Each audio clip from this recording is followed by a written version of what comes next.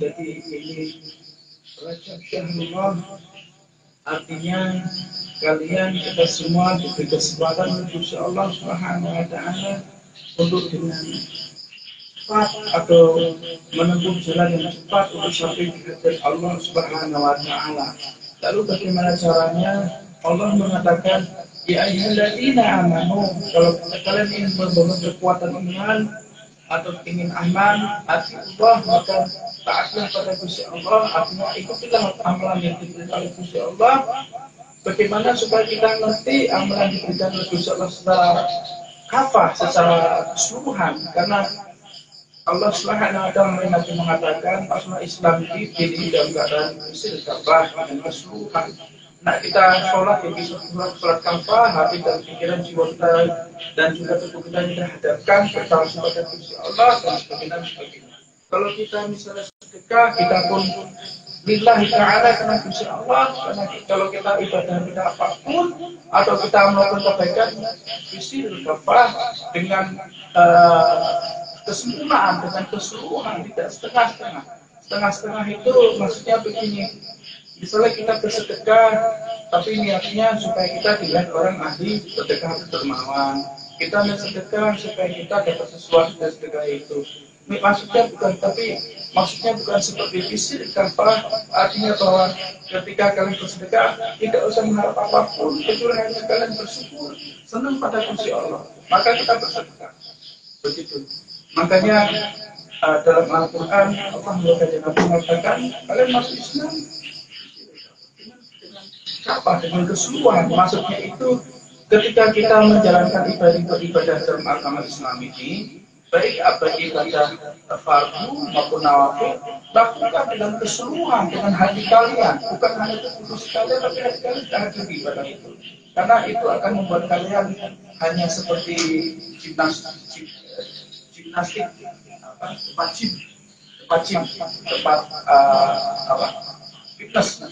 tempat fitness. Jam 1, 2, 3, 4. Terus jadi tekuk loh. Badannya sehat, tapi belum tentu pikiran dan hatinya sehat. Kebanyakan orang beribadah itu tidak kafah, makanya badannya mungkin sehat karena sholat itu kan niatkan badan dengan rukuk sujud. Namun belum tentu hatinya ikut sehat, gitu. Karena Insya Allah itu sudah mengerti apa yang Gus inginkan. Pasti hamba-hambanya ini ada yang full, ada yang setengah-setengah, bahkan ada yang setengah. Makanya yang full itu yang beruntung, yang kafah itu yang beruntung, karena dia beribadah lillahi ta'ala, artinya hasil beribadah itu. Nah, ketika Allah mengatakan amanu, kalian ingin aman, ingin menjadi orang beriman, maka tempuhlah jalur cepat untuk mencapai hal itu. Pertama apa? Lakukan amalan diberikan oleh Gusti Allah Subhanahu wa Ta'ala. Bagaimana kita tahu dalam syariat setelah kita sering dengar dan kita pelajari sholat dan sebagainya. Lalu supaya kita bisa menjaga sholat itu dengan cara yang terbaik, kita tentu harus mengikuti atau bertaklid atau berguru atau dibimbing oleh orang yang mendapatkan sholat tersebut. Makanya sholat itu semua amalan bikin dari langit ke bumi, tapi sholat bukan bikin dari langit ke bumi, tapi kanjeng Nabi yang diangkat ke langit langsung. Karena itu sesuatu yang merupakan pilar, maka Gusti Allah tinggikan pilar itu ke langit sampai dia ke Gusti Allah. Lalu artinya bahwa kita harus mengikuti kanjeng Nabi, tidak hanya sholatnya tapi apapun secara detail dan secara sunnah. Contoh kita kalau beribadah berpakaian dalam majelis kita menggunakan pakaian sunnah, ini maksudnya kita ini kafah begitu. Makanya kita ini memang hidup di akhir zaman, tidak hidup di masa Rasul. Tapi ketika kita ingin beribadah, kita memakai atribut sunnah, memakai turban, memakai jubah, tongkat, cincin, kuk, dan sebagainya, siwak dan sebagainya.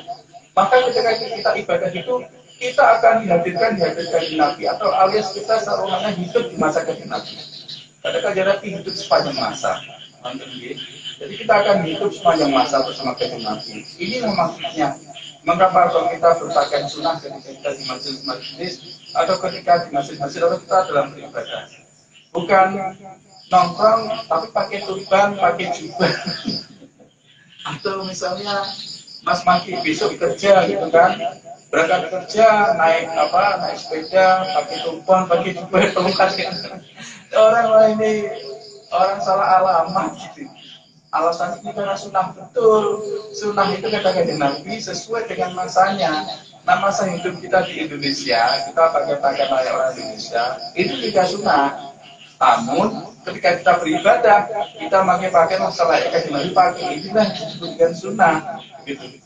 Bukan maaf seperti mungkin saudara kita, tetangga kita, saudara kita yang lain seperti Kang Wahab gitu. Kang Wahab Ahlu Cingkrang. Nah, itu malam-malam ini sunnah, nggak pakai tulipan, nggak pakai penutupan, dan jilutnya panjang, batuknya dihitamin pakai alus dandang, sumpah ibadah sujud untuk apa no? Setan juga begitu soalnya. Ya Allah, ya Allah. Jadi sunnah itu harus tahu tempat begitu. Kalau misalnya kalian pakai cingkrang, pakai cingkrang misalnya sunnah, tapi nggak boleh pelukan kepala, loh sama aja. Bahkan dulu ada orang penganut Imam Wahab yang tobat ke majelis kita di Jakarta mengatakan, katanya itu dalam versi mereka, celana semakin cingkrang itu semakin sunnah katanya. Wah, berarti orang Londo sunnah semua kan pendek-pendek kan? Berarti orang-orang cewek-cewek orang luar negeri yang pakai tank top tuh sunnah berarti mencedek kan? Ya Allah, ya Allah. Sunnah itu kan banyak macamnya, jangan cuma ambil setengah-setengahnya toh lalu dibikin bingung umat. Tapi bila lihat orang pakai jubah dan jubah dibilang bid'ah gitu. Bid'ah dulu mampu loh. Ya Allah, ya Allah. Jadi seperti itu. Jadi kalian pengen cepat sampai ke hadirat Gusti Allah. Nah, kita ibadah ini kalau bisa kita pakai atributnya Kanjeng Nabi. Itu cara cepat. Kenapa kok Rasulullah zakat itu dakwahnya berhasil di Jawa, walaupun belum membawa atributnya Kanjeng Nabi. Kenapa demikian? Karena beliau itu masuk ke dalam lingkungan tradisional kebudayaan kita Jawa. Beliau itu pakai jangkau pada turban sebenarnya di kamuflase begitu. Jadi apa itu namanya? Jadi ketika kita berhasil, kita harus menyukai sesuatu tersebut. Kita bisa terima. Sama halnya kita beribadah pada Tuhan. Ibadah itu harus diintikan di Nabi. Kalau enggak terima. Termasuk insya Allah akan kita menyukai apa yang kita pada itu juga akan diterima. Karena apa? Adalah kita mengatakan dan siapa mengikuti atau meniru atau menyukai seluruh kemarin, maka dia akan digolongkan dalam dosa. Di sini kafah. Nah, terus makanya kita kafah ke Kanjeng Nabi, insya Allah sholat kita kafah pada Gusti Allah. Beribadah Kanjeng Nabi, kafah pada Gusti Allah. Lalu, apakah itu cukup? Belum, kata Gusti Allah. Kalau cuma sampai situ, berarti kamu telah mengkhianati ayatku. Kenapa demikian? Karena Gusti Allah masih memberikan sambungannya. Wa ulil amri minkum. Dan taatlah pada pembimbing kalian, pembimbing kita, orang yang memberikan ijazah, otoritas untuk membimbing kita untuk sampai ke Nabi. Nah, bagaimana kita supaya tahu kalau orang itu mendapat otoritasnya apa tidak? Karena kalau kita asal-asal ngambil pembimbing, ketemu di jalan, di pasar itu mungkin dia tidak ada jaminan, tidak ada jaminan, karena kita bisa saja nanti membimbing mereka. Lalu bagaimana supaya kita tahu orang itu punya legalitas? Kayak misalnya kita ke kantor kecamatan atau kelurahan, pasti lurah itu orang yang sudah dapat otoritas oleh pemerintahan. Ada nggak kira-kira orang yang nggak dapat otoritas dari pemerintah tiba-tiba ngaku jadi lurah terus kalian bikin KTP di sana? Tidak berlaku kan? Nah, jadi banyak sekarang di masa sekarang, makanya orang-orang itu nggak punya KTP lanjutan, orang itu nggak punya KTP surgawi, makanya bingung di dalam hidupnya bingung, di kematian bingung, alam lain juga bingung, ya harus bingung. Karena nggak punya KTP, nggak punya identitas. Padahal bisa Allah mengatakan dalam Al-Quran, "Ber'auhum li abaihim." Padahal mereka sebut abah mereka, bapak mereka. Bapak ini maksudnya itu pembimbing spiritual. Kamu sampai sini itu siapa yang bimbing kamu? Karena bisa mengatakan, "Ya ayyuhalladzina amanu, atiullah wa atiur rasul wa ulil amri minkum." Artinya bahwa kalian tidak bisa mengabaikan atau menolak bahwa aku ini wali-waliku untuk membimbing kalian. Dan itulah cara tercepat untuk sampai di hadirat Gusti Allah, apalagi di bulan Rajab ini. Makanya walaupun mungkin kita ketuban karena ini atributnya wali-wali Gusti Allah, pemberi kita, dan itu juga atribut dari Nabi. Insya Allah walaupun begitu kita langsung sampai ke Insya Allah. Insya Allah tenang. Karena kita menyerupai. Nah, makanya Gusti Allah mengatakan alladzina amanu, jika orang beriman itu apa? Yaitu ikuti amalanku dengan cara ikuti amalan kanjeng Nabi, dengan cara mengikuti amalan pemimpinnya wa ulil amri minkum. Dan supaya kita tahu apakah orang itu dapat otoritas dari langit apa tidak, mudah. Pertama ditanya siapa gurumu, gurumu siapa, gurumu siapa, gurumu sampai kanjeng Nabi, sampai Gusti Allah. Terus cukup? Belum cukup. Apakah kamu dapat izin atau suruh berdakwah?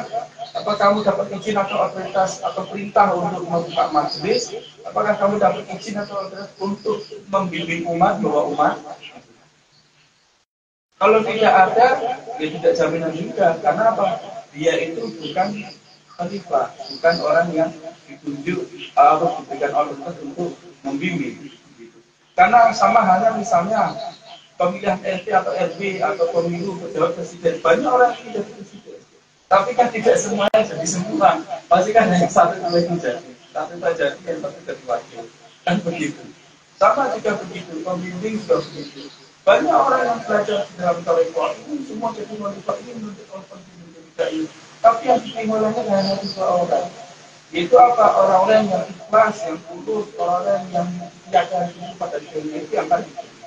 Dan Allah mengatakan alladzina amanu, orang beriman itu dirinya itu tidak percaya pakai salah.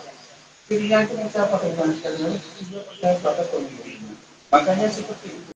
Makanya nak kita memiliki kualitas atau izin untuk berdakwah kuat. Kemarin di majelis di Jakarta, majelis 140 dikasih nanya ke saya. Karena dia misalnya sama orang, ketika buka majelis Al-Hajar, dan ditanya, apa kamu yang buka temannya, tapi masih ada apa dapat ijazah? Tidak dapat ijazah. Artinya tidak ada otoritas, makanya ya, amalannya nggak sampai ke langit, ya sudah ditunggu, gantung aja seperti itu. Makanya ada juga gitu ya, bosan atau apa.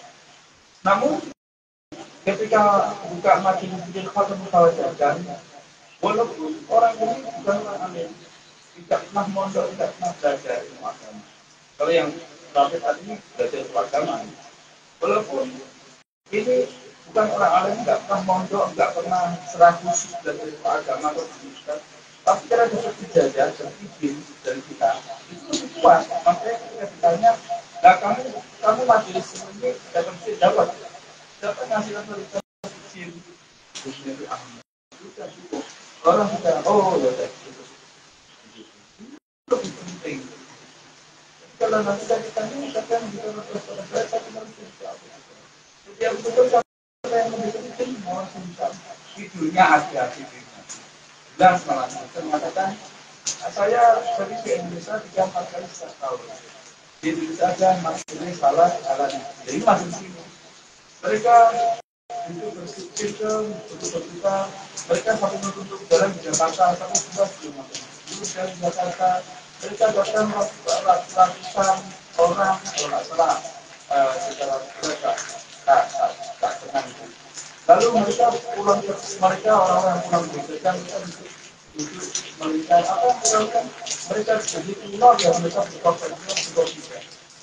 Artinya majelis kita ini bukan majelis asal-asal saya bilang, karena ini mau kita memberikan nama dan beliau memberi dan itu nama majelis beliau waktu muda kita beliau di Madinah. Sama kayak kita dari pilot kita. Jadi beliau luar negeri menciptakan majelis ini luar negeri di Amerika, di Eropa itu dan ada seperti. Nah, lalu ketika mau asingkan ditanya, siapa memberikan kami izin untuk memberikan nama majelis selama ini mau asingkan. Oleh karena memberikan izin atau perintah kepada orang itu untuk memberi majelis lewat majelis. Lalu majelis lagi ya Aku Muhammad, saya Ahmad, dulu saya Effendi Al-Jarodi, dulu saya Ismail Asrwani, dulu saya Muhammad, saya Muhammad Asrwani, lalu saya Khalid Al-Baghdadi, terus sampai ke Sayyidina Abu Bakar, lalu ke Sayyidina Umar. Inilah pentingnya kita belajar itu harus ada otoritas karena cepat masuk. Hari ini kita buat amal hari itu kita sebelum kilat itu datang atau lebih cepat itu masuk itu diambil insya Allah. Begitu. Tapi nak kita buat amalan tanpa pembimbing atau nggak punya guru atau belum tidak punya sama baik lagi, kita buat amalan yang gantung kepala pun nggak sampai langit kecuali diambil oleh malaikat apa-apa. Itu dicatat oleh malaikat roket aktif dulu. Setelah itu roket aktif nanti akan melaporkan ke langit setiap hari Senin dan Kamis. Nanti bulan pertama ditanya malaikat di sana sebagai pertama. Dan malaikat kanan kiri semuanya betul, dia tidak menyeleksi. Dia menyeleksi langit pertama sampai ke 7. Langit pertama mungkin lolos, gitu kan? Belum tentu langit kedua, langit kedua mungkin lolos, belum sampai langit ke-7. Karena kalau kalian tahu bahwa awal amalan itu kalau dia tidak jadi, tidak ikhlas, tidak akan sampai ke sisi Allah. Misalnya kita buat amalan yang itu selain sisi Allah, dia sampai ke langit pertama ditolak sama langit pertama. Karena apa ini bukan ke sisi Allah, nanti yang lain. Mungkin sisi Allah akan memberikan imbalan dari sisi Allah, bikin ke langit pertama, lo malaikat ke langit pertama, bikin ke langit kedua. Tapi ini selesai. Ada yang sampai langit pertama lolos karena malaikatnya mungkin dia pun ini benar di amalannya. Sampai ke langit kedua belum tentu. Sampai ke langit ke-7 lebih sedikit lagi. Terus misalnya kemudian Allah sampai ke langit ke-7, ketika sampai di hadirat insya Allah, apa yang lebih mengerikan lagi, yaitu syirik yang tersembunyi ini yang Rasulullah khawatirkan disokong dari umatnya. Itu orang itu beribadah seolah orang itu melakukan sholat, melakukan zakat dan lain-lain, ternyata itu niatnya itu kebanggaan diri, menyembah ibunya sendiri, ternyata itu untuk niat yang lain, sebab kita tidak orang seperti ahli zakat dan sebagainya. Itu adalah syirik yang kemudian itu yang dosanya itu lebih parah daripada syirik yang berbeda. Dan itu kalau ketika amalan sampai di langit sampai di Allah, karena memang mereka tidak bisa baca hati orang kan. Sampai ke langit sampai dari kursi Allah bisa mengatakan lempar ini ke mukanya, bisa seperti itu. Lempar ini ke muka orang yang beribadah itu. Kalian ditipu ke dia. Ini dia melakukan syirik kepadaku. Kalian tidak amalan ini kalian bawa kepadaku, padahal di situ niatnya bukan doa, yang lain lempar lagi ke mukanya. Ini kurang lebih dia seperti itu. Makanya yang sampai ke langit itu sedikit gitu. Memang yang dicatat malaikat rotif aset banyak karena orang kan tugasnya hanya nyatat bukan nyeleksi. Nah, tapi yang sampai ke langit sedikit. Makanya nanti akhirnya nih kalau bisa di mizan 1 dan mizan 2 misalnya mizan orang itu ahli ada di dunia tapi tidak punya pemimpin. Memang catatannya banyak. Mungkin dosanya sedikit. Tapi kenapa ketika ditimbang kok seberapa pemimpin banyak kok nggak berat? Karena apa? Ketika diseleksi lagi sama Gusti Allah, ternyata ibadahnya catatannya banyak, tapi bukan hanya Gusti Allah, tapi karena kebanggaan dia sendiri, karena mentuhankan dia sendiri. Akhirnya apa? Insya Allah malah mudah, lempar semuanya. Makanya zaman dulu masih ingat ya gereja sebelum tahun 2010, tak ceritakan sekalian. Kalau kita di dunia ini kita tidak punya orang tua, tidak punya pemimpin, kita tidak beribadah. Maka kita memiliki bilangan betapa di dunia kita tidak punya orang tua, tidak bekerja, kita nggak punya uang untuk beli rumah atau nyewa rumah, kita jadi gelandangan. Gelandangan itu tinggalnya di kolong jembatan. Kalian bisa bebas mau tinggal di kolong jembatan di Buron atau Sambangan Pasar atau di mana itu kolong jembatan Karanganyar atau manapun di sini banyak jembatan. Kalian bebas di situ, tapi kalian gelandangan, kalian tidak punya alamat. Lalu bagaimana jadinya kalau kalian tidak memiliki orang tua atau pembimbing dan kalian tidak diajarkan ilmu-ilmu untuk membangun kehidupan akhirat kalian? Tentu di akhirat akan menjadi yatim piatu, gelandangan. akhirat.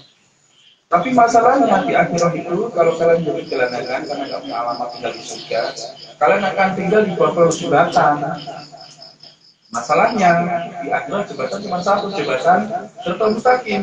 Kalau kita tinggal di bawah jembatan Siratal Mustaqim, apa kita tinggal di dalam neraka? Itu maksudnya. Masalahnya itu. Jadi seperti itu ya. Alhamdulillah ini Rajab semoga bisa memberikan kita kekuatan ya, untuk dapat menyenangkan Rasulullah dan Nabi melalui wasilah Nabi dari batin Nabi lainnya. Semoga kita tidak ditolak lagi. Al-Fatihah.